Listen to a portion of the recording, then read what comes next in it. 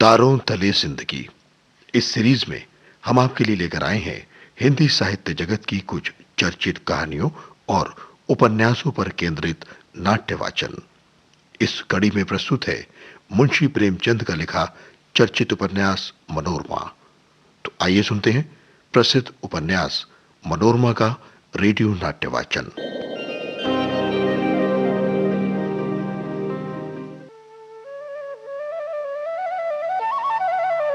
शंखधर अपनी माता के बीमार होने की खबर से अपने पिता चक्रधर से विदा होकर चला और फिर चक्रधर शंखधर के जाने के बाद बच्चों की तरह बिलख बिलख कर रोने लगा।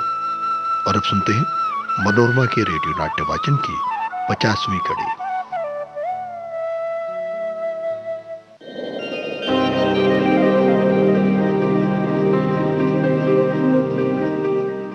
अहिल्या को अब राजभवन में रहना बिल्कुल नहीं भाता था।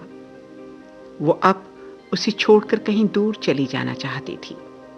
कोई सड़ा गला झोपड़ा, किसी वृक्ष की छांव, पर्वत की गुफा, किसी नदी का तट उसके लिए इस भवन से कई गुना अच्छा था। वो दिन कितने अच्छे थे जब वो अपने स्वामी के साथ पुत्र को हृदय से लगाए एक छोटे से मकान में रहती थी। रह रहकर उसको अपनी भोग लिप्सा पर क्रोध आता था, जिसने उसका सर्वनाश कर दिया था। क्या उस पाप का कोई प्रायश्चित नहीं है? क्या इस जीवन में स्वामी के दर्शन नहीं होंगे? अपने प्रिय पुत्र की मोहिनी मूर्ति फिर वो क्या न देख सकेगी? क्या कोई ऐसी युक्ति नहीं है? राजभवन अब भूतों का डेरा हो गया है। उसका अब कोई स्वामी नहीं रहा। राजा साहब अब महीनों नहीं आते। वो अधिकतर इलाके में ही घूमते रहते हैं। उनके अत्याचार की कथाएं सुनकर लोगों के रोए खड़े हो जाते हैं। सारी रियासत में हाहाकार मचा हुआ है। कहीं किसी गांव में आग लगाई जाती है, किसी गांव में कुएं भ्रष्ट किए जाते हैं। राजा साहब को किसी पर दया नहीं आती। उनके सारे सद्भाव शंखधर के साथ चले गए। विधाता ने अकारण ही उन पर इतना कठोर आघात किया है। वो इस आघात का बदला मानो दूसरों से ले रहे थे। अब राजा साहब के पास जाने का किसी को साहस नहीं होता। मनोरमा को देखकर तो वे जामे से बाहर हो जाते हैं। अहिल्या भी उनसे कुछ कहते हुए थर थर कांपती है। अपने प्यारों को खोजने के लिए वो तरह तरह के मंसूबे बांधा करती है, लेकिन कहे किससे? उसे ऐसा विदित होता है कि ईश्वर ने उसकी भोग लिप्सा का ये दंड दिया है। यदि वो पति के घर जाकर प्रायश्चित करे, कदाचित ईश्वर उसका अपराध क्षमा कर दे। लेकिन हाय रे मानव हृदय, इस घोर विपत्ति में भी मान का भूत सिर से नहीं उतरता। जाना तो चाहती है, लेकिन उसके साथ ये शर्त है कि कोई बुलाए। अगर राजा साहब मुंशी जी से इस विषय में कुछ संकेत कर दें तो उसके लिए अवश्य बुलावा आ जाए।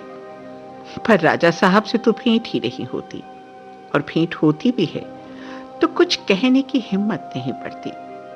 इसमें संदेह नहीं कि वो अपने मन की बात मनोरमा से कह देती तो बहुत आसानी से काम निकल जाता।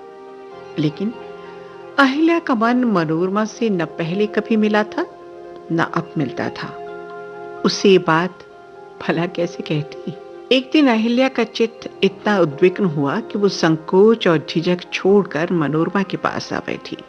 मनोरमा के सामने प्रार्थी के रूप में आते हुए उसे जितनी मानसिक वेदना हुई, उसका अनुमान इसी से लगाया जा सकता है कि उसके कमरे से यहां तक आने में उसे कम से कम 2 घंटे लगे।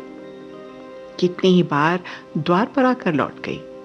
जिसकी सदैव अवहेलना की हो, उसके सामने अपनी गरज लेकर जाने में उसे लज्जा महसूस हो रही थी। लेकिन जब भगवान ने ही उसका गर्व तोड़ दिया तो अब भला झूठी ऐंठ किस काम की?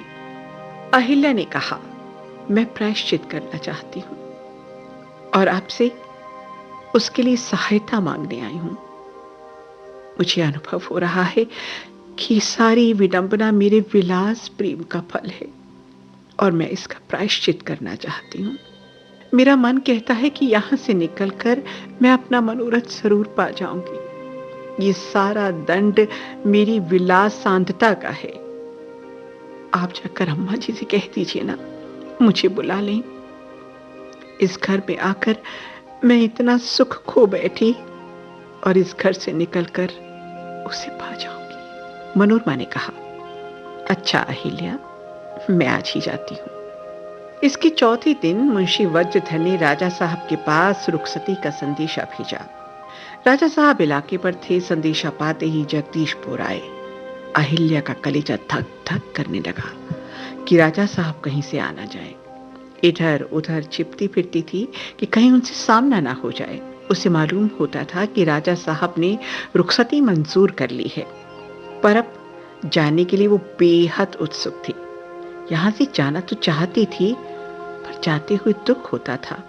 वो इसी घर को अपना घर समझने लगी थी। ससुराल उसके लिए बिरानी जगह थी। कहीं निर्मला ने कोई बात कह दी तो वो क्या करेगी? जिस घर से मान करके निकली थी, वहीं अब विवश होकर जाना पड़ रहा था।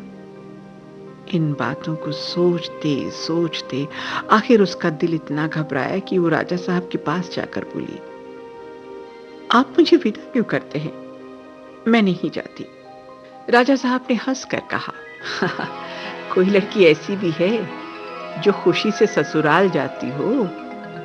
अरे कौन पिता ऐसा है जो लड़की को खुशी से विदा करता हो?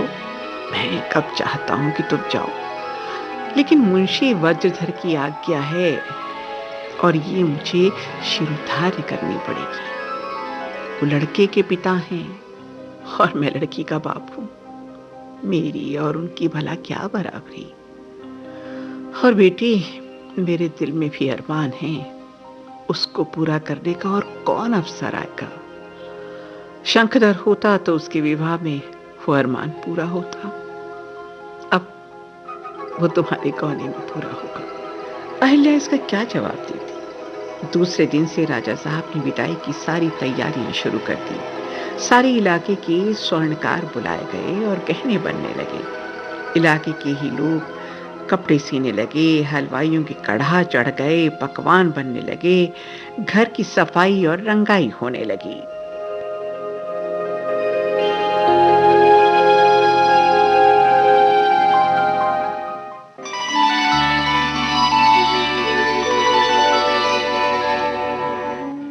तारों तले जिंदगी क्रम में अभी आप सुन रहे थे मुंशी प्रेमचंद के लिखे उपन्यास मनोरमा का रेडियो नाट्य वाचन। स्वर डॉक्टर ऋतु राजपूत का था और प्रस्तुतकर्ता थी काजल सूरी।